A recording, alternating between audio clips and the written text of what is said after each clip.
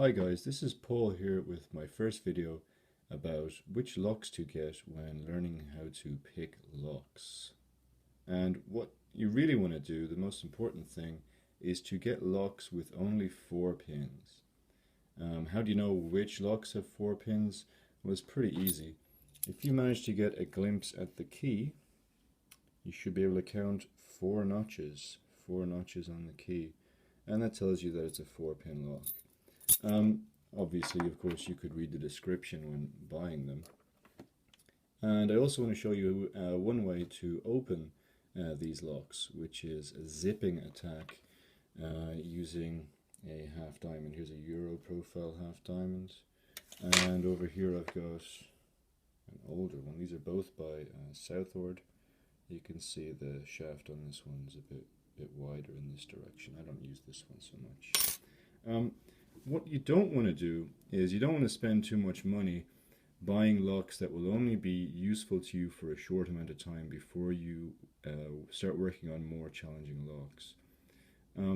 So it's okay if you buy more challenging locks to start with, but if you go and get something like this, so if you're in America you might be able to get these quite easily, or if not, maybe something like this. If you get these to start with these, you will get frustrated and not learn how to pick locks and probably give up the hobby pretty quickly. These locks have got 6 pins and they have got oddly shaped pins that make it harder for you to pick. So you have to kind of start off with the easy ones. The easy ones are down here. The other thing you don't want to do, and this is more important, is do not waste your money getting the cheapest locks you can find. So that's what I did. I made the mistake of going, well, these locks are only a couple of pounds each, so these would be ideal. And I thought maybe this one here, this one actually is a 5-pinner, and I heard it had spool pins in it, so I thought this would be a great lock to progress with. And then you take your tension wrench, you put it in there, and you think, oh, I can't wait to pick this. And then it just opens in your hand, so that's just junk. And then I thought, well, this big guy here is only cost something like £2, but it was £2 wasted because when you look at the keyway, it doesn't have any pins. It's a warded lock. It's not going to help you learn to pick locks. And this guy here, you probably see these guys all over the place. Various different names stamped on the front of them. You look in here and you think, oh, that keyway is tiny. I'm not going to be able to pick that. Does that mean it's a good lock? No. Stay away from them, don't waste your money. So you got to go with locks that you can actually work with and that have 4 pins.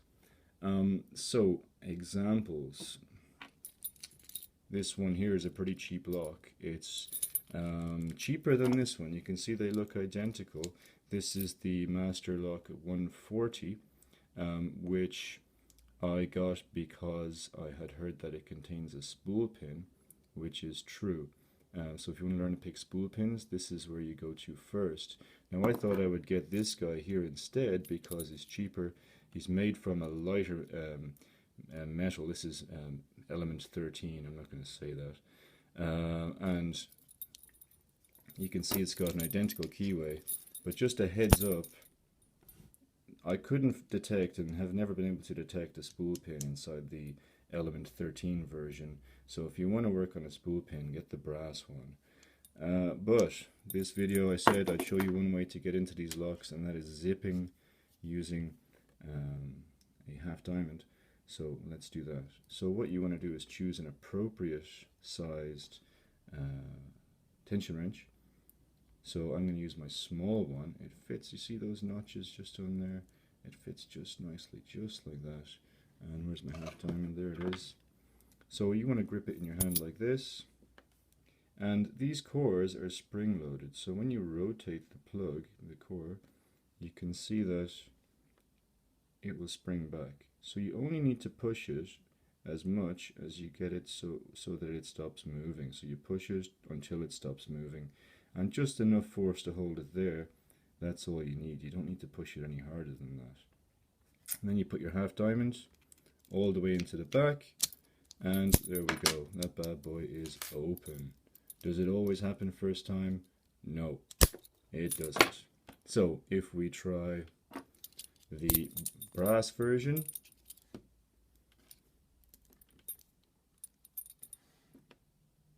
same idea. This one has a spool pin, so we might not get as lucky. Now, okay, I've given it a zip there. Did it do anything? It's not open, but did it do anything? When I release, let's see if we hear any clicks. 1, 2, 3. Did I hear 4? That's odd. There we go. We got it open that time. It's going well. Normally this doesn't work on camera. Does it work on these big bad boys here? Well, I was going to show you this one. The Master number 5, but I had a little play before the video and I found that pin 4 is being quite sticky. So I'm not going to show you this one. Also, I would say it's a bad idea to get this lock because the Master number 3 has got an identical core. It's just as good at getting you to learn to pick locks, and it's cheaper.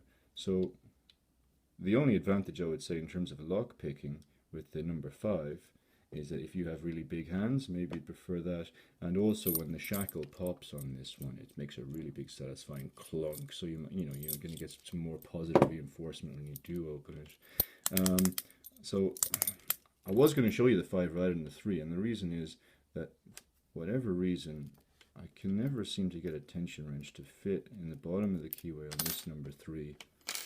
And so how I've overcome that is with something that you won't see people doing. This is unusual. I put my little one in the bottom just there to fill up a bit of space. And then I put my big one, and that rotates it just nicely. And can we zip this lock? Let's see. Oh, no. Come on.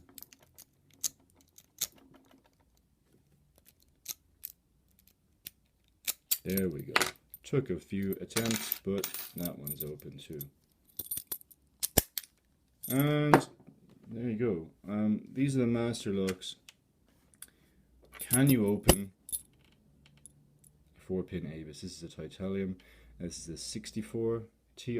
It's a 30mm, so you might find it a little small.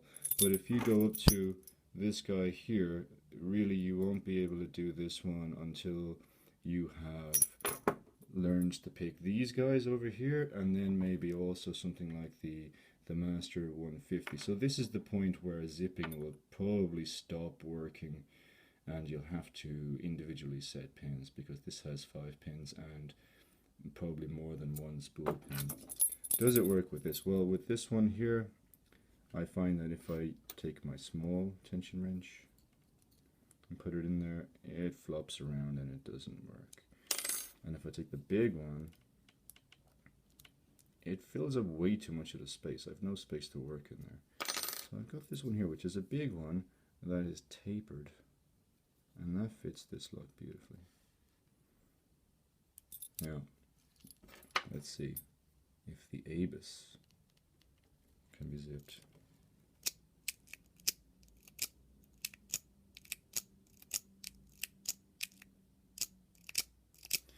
If it doesn't work after a few zips, I tend to release, because you might have overset a pin. Am I on camera? Let's see. Oh my days, it worked. That's marvelous. Okay, that is job done. Boom.